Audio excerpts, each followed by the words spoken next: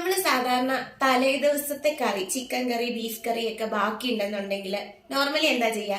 ഫ്രിഡ്ജിൽ എടുത്ത് വെക്കും. എന്നിട്ട് പിറ്റേ ദിവസം രാവിലെ എടുത്തൊന്ന് ചൂടാക്കി എടുക്കും. അങ്ങനെയാണല്ലോ മിക്കവാറും എല്ലാവരും ചെയ്യുന്നത്. അപ്പൊ നമുക്ക് അങ്ങനെയല്ലാതെ തന്നെ ഫ്രഷ് ആയിട്ട് വീണ്ടും ആ കറി എങ്ങനെയൊന്ന് സെറ്റ് ചെയ്തെടുക്കാം. സാധാരണ ഉണ്ടാക്കണ പോലെ തന്നെ, അതായത് ഫ്രഷ് ആയിട്ട് ഉണ്ടാക്കുന്നത് പോലെ തന്നെ അതേ ടേസ്റ്റിൽ നമുക്ക് എങ്ങനെ റെഡിയാക്കി എടുക്കാമെന്ന് നോക്കാം. ഇത് നമ്മൾ വെറുതെ ചൂടാക്കി എടുക്കുകയല്ല ചെയ്യുന്നത്. വീണ്ടും ഒന്നും കൂടി നമ്മൾ ആ കറി വെക്കുന്നത് പോലെ തന്നെ ആ ഒരു മോഡലിൽ തന്നെയാണ് ചെയ്യുന്നത്. മീൻ നമുക്ക് അങ്ങനെ ചെയ്യാൻ പറ്റത്തില്ല, പക്ഷെ ചിക്കനും ബീഫും മട്ടനും ഒക്കെ ആണെങ്കിൽ ചെയ്യാൻ പറ്റും. നമ്മൾ ഇവിടെ ഫ്രിഡ്ജിൽ വെക്കാറില്ല. ഇവിടെ ഞങ്ങൾ വീടുകളിലായതുകൊണ്ട് നല്ല തണുപ്പുള്ള സ്ഥലമാണ്. അപ്പം അങ്ങനെ ഫ്രിഡ്ജിൽ വെക്കേണ്ട ആവശ്യം വരത്തില്ല, വെളിയിൽ തന്നെയാണ് ഇരിക്കുന്നത്. അപ്പം നമ്മളത് വീണ്ടും എടുത്ത് ഒന്നും കൂടി കുക്ക് ചെയ്യാണ്. അപ്പം അതിന് കുറച്ച് ഇൻഗ്രീഡിയൻസും കൂടെ ആവശ്യമുണ്ട് കേട്ടോ. നോക്കാം നമുക്ക്. നമ്മളിപ്പോൾ ഇവിടെ എടുത്തിരിക്കുന്ന പച്ചമുളക്, സവോള, തക്കാളി, ഉരുളക്കിഴങ്ങ്. ഈ ഉരുളക്കിഴങ്ങ് ഓപ്ഷണൽ ആണ് കേട്ടോ, ആവശ്യമുണ്ടെങ്കിൽ മാത്രം എടുത്താൽ മതി. ഇവിടെ കുഞ്ഞിന് ഉരുളക്കിഴങ്ങ് നിർബന്ധം ആയതുകൊണ്ടാണ് ഇത് നമ്മൾ കൂടുതൽ ഇടുന്നത്. ബാക്കിയുള്ള സാധനങ്ങൾ നിർബന്ധമായിട്ടും വേണം. പച്ചമുളകും സവോളയും തക്കാളി. ഇഞ്ചി വെളുത്തുള്ളി അങ്ങനത്തെ സാധനങ്ങളൊന്നും വേണ്ട കേട്ടോ. നമ്മൾ അടി കട്ടിയുള്ള ഒരു ചട്ടിയാണ് വെച്ചിരിക്കുന്നത്. അപ്പം സാധാരണ ഉരുളിയൊക്കെ അങ്ങനത്തെ എടുക്കുവാണെങ്കിലും കുഴപ്പമില്ല. ഇതിപ്പം മൺചട്ടി ആണെങ്കിൽ അത്രയും നല്ലത്. ചട്ടി ചൂടായിട്ടുണ്ട്. നമുക്ക് കുറച്ച് എണ്ണ ഒഴിക്കാം. നമ്മൾ ഇന്നലെ ഓയിൽലെസ് കുക്കിങ്ങിന്റെ ഒരു വീഡിയോ ചെയ്തിട്ടുണ്ടായിരുന്നു, അതെല്ലാവരും കാണണേ. നമ്മൾ ഈ അരിഞ്ഞു വെച്ചിരിക്കുന്ന സാധനങ്ങളെല്ലാം ഇതിലേക്ക് ഇട്ട് വഴറ്റിയെടുക്കാം.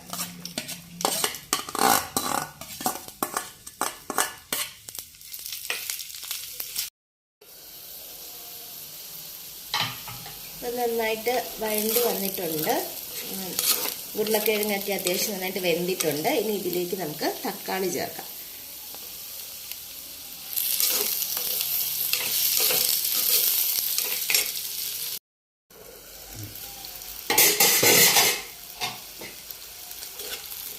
തക്കാളിയും ചെറുതായിട്ടൊന്ന് വഴണ്ടി വന്നിട്ടുണ്ട്. ഇതിലോട്ട് നമുക്കൊരിച്ചിരി മുളക് പൊടിയും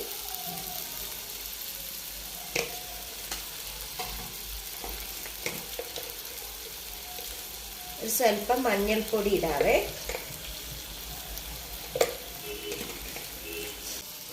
ഇത് നമുക്ക് ഇളക്കി ആ മുളക് പൊടിയുടെ ഒക്കെ പച്ചമണം നന്നായിട്ട് മാറണം. ഇനി ഇത്രയും സാധനങ്ങൾക്ക് ആവശ്യമായിട്ടുള്ള ഉപ്പും കൂടി ചേർക്കാം. നമുക്ക് ഓൾറെഡി കറിയിൽ ഉപ്പുണ്ട്, അത് നോക്കിയിട്ട്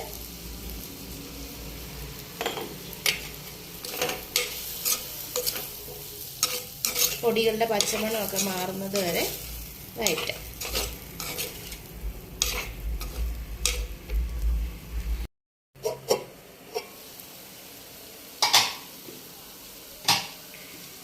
ഇനി നമുക്കിതിലേക്ക് നമ്മുടെ തലേദിവസ ചിക്കൻ കറിയാണെങ്കിൽ ഇതിനകത്തുനിന്ന് ചിക്കൻ കഷ്ണങ്ങൾ മാത്രം പിറക്കി ഇതിലേക്ക് ഇടാം.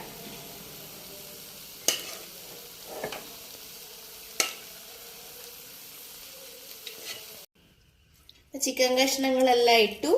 ചാറ് നമ്മൾ എടുത്തിട്ടില്ല, ഒരുപാട് എടുത്തിട്ടില്ല. കുറച്ച് ചാറ് മാത്രമേ ഇതിനകത്ത് ഒഴിച്ചിട്ടുള്ളൂ. വെള്ളവും ഒഴിക്കുന്നില്ല.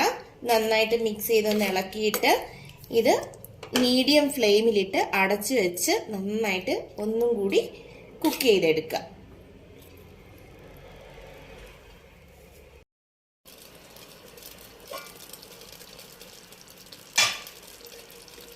ഇനി ലാസ്റ്റ് നമുക്കിതിലേക്ക് ഒരല്പം പെരിഞ്ജീരകത്തിന്റെ പൊടിയും കൂടി ഇടാം.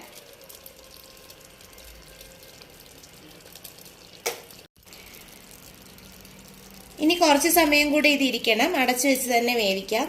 ഈ ചാറൊക്കെ നന്നായിട്ട് വറ്റി നല്ല റോസ്റ്റ് ആയിട്ട് വരുന്നത് വരെ വെച്ച് വേവിക്കാം.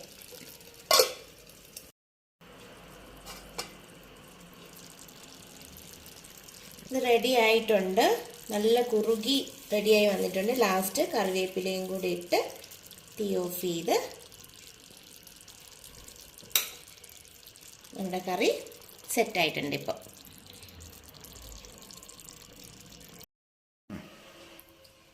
നമ്മൾ തലേ ദിവസത്തെ കറി, അതായത് നമ്മൾ ചിക്കനും ബീഫോ മട്ടനോ ഒക്കെ ആണെങ്കിൽ കുറച്ചും കൂടെ ടേസ്റ്റ് ആയിരിക്കും. പക്ഷെ ഈ രീതിയിൽ ഇപ്പം നമ്മൾ കാണിച്ച ആ രീതിയിൽ ഒന്ന് കുക്ക് ചെയ്ത് നോക്കിയാലുണ്ടല്ലോ തലേ ദിവസം നമ്മൾ കഴിച്ചതിനേക്കാളും ടേസ്റ്റ് ആയിരിക്കും ഇപ്പൊ ഇത് കഴിക്കാനായിട്ട്. അപ്പൊ എല്ലാവരും ഒന്ന് ട്രൈ ചെയ്ത് നോക്കണേ. നമ്മുടെ ചാനൽ ആദ്യമായിട്ടാണ് കാണുന്നതെങ്കിൽ സബ്സ്ക്രൈബ് ചെയ്യാൻ മറക്കരുത്. ബെല്ലൈക്കൺ എനേബിൾ ചെയ്തിടാനും മറക്കരുത്. അപ്പൊ അടുത്ത വീഡിയോയിൽ കാണാം. ബൈ.